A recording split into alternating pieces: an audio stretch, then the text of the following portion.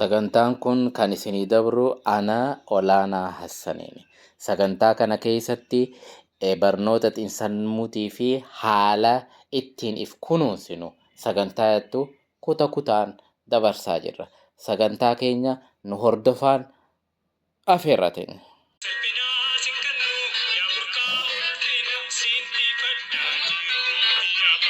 Sagantaa irraa kana keessa akka xiyyeeffannu amala akkaataa ittiin ilaalcha hamaa yookaan ilaalcha gadaantummaa ofiif qaban akkamitti fooyyeessina, haala gaariin akkamitti jijjiirra ka jedhu irratti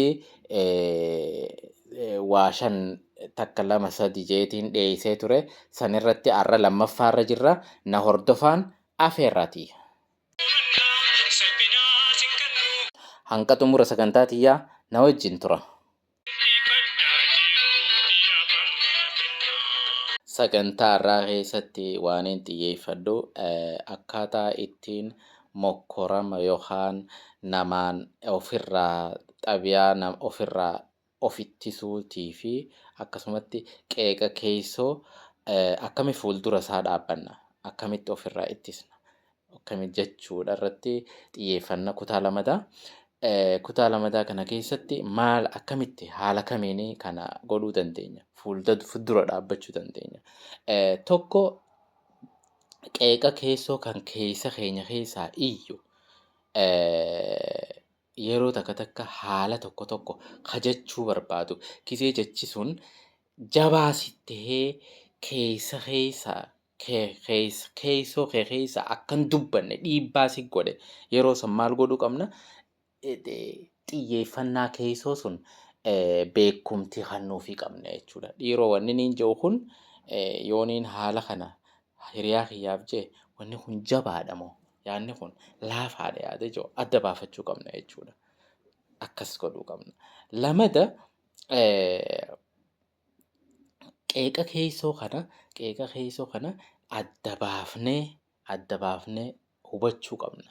Maaliif qeeqa keessoo gisee jenne yeroo takka takka qeeqa keessoo haala naannawaatirraa kan fudhanneen kan mataa keenya guute jiraachuu danda'a.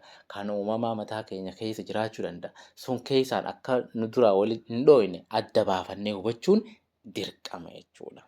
Kan sadaffaa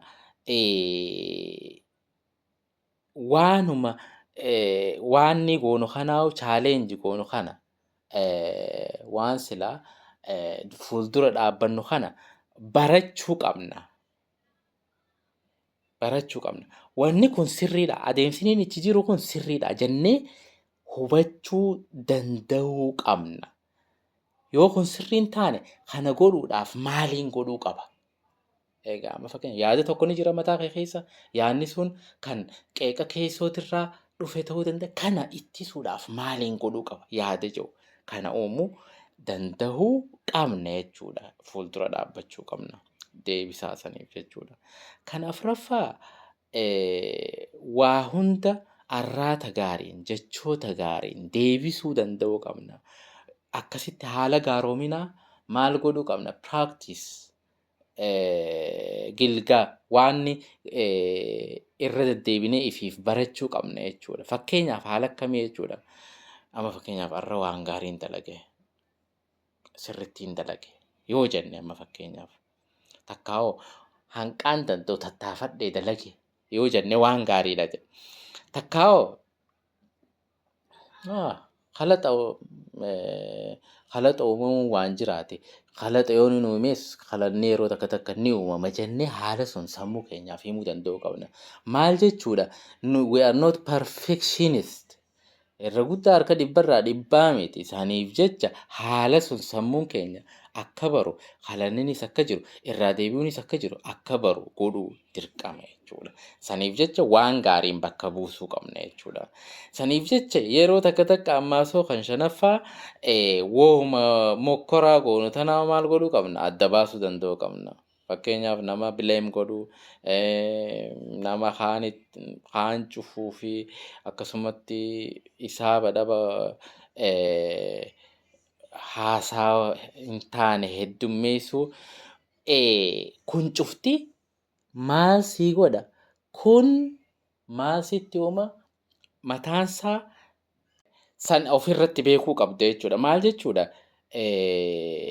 Haala mokkoramuu yookaan ifirraa ittisuu sun sitti dhufuu jira jechuudha. Sun ofirratti beekuudha jechuudha. Saniif jecha san ofirratti beekuu. Kan itti aanu yeroo takka takka of gaafachuu. Ani yooniin akkanatti fakkeenyaaf waan ni godhe sirriidha. Waan kana yooniin godhe haala kanatti yooniin jibbaadhe kun sirriidha. Haalli itti deebise kun sirriidha. Gisee takka takka gamana deebinee maal godhuu qabna? Irratti xiyyeeffannee karaa sirrii jiraachuuf kan jiraachuuf dhabu of laaluun gisee takka takka barbaachisaadha jechuudha. Kan torbaffaa gaarii ta'uu yeroo takka takka yoo danda'ame yeroo hedduu dhugaa jirtu wajji wal loluurra ammarra jiraachuu waan dabre wajji wal loluu fi faayitti wal godhuurra ammarra jiraachuun practice godhuun waan akkasii bareedaadha. Yeroo takka takka yeroo haalli tokko si dhibee nama si cinaa jiru nama gaggaarii jira hawaasa keenya keessa nama si dhiyaatutu jira isaanitti sheer godhattee walaasaa'uun bareedaadha. Qooddattee jechuudha. Yeroo takka takka saglaffaa haala silaa keessa jirtu kana yeroo takka takka kanatti gatteenye takka lama sadii jennee yoo barreessines bareedaadha. Kun sammuu keenya keessa jeequmsanii jiru xiqqoo nurraa salphisa. Amma akka fakkeenyaaf namatti gisee haasawaa akka sammuun keenya boqonnaa argatutti gisee xalayaa rakkatamnes akkasumatti haalli sun jira jechuudha.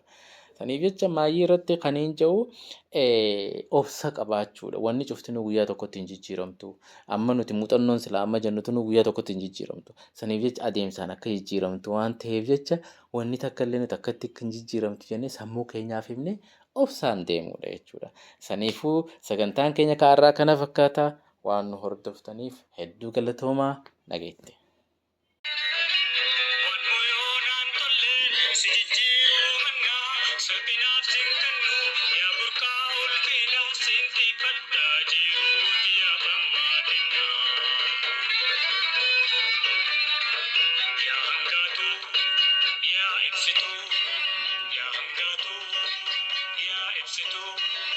Ya tenjiri ko mo hasitu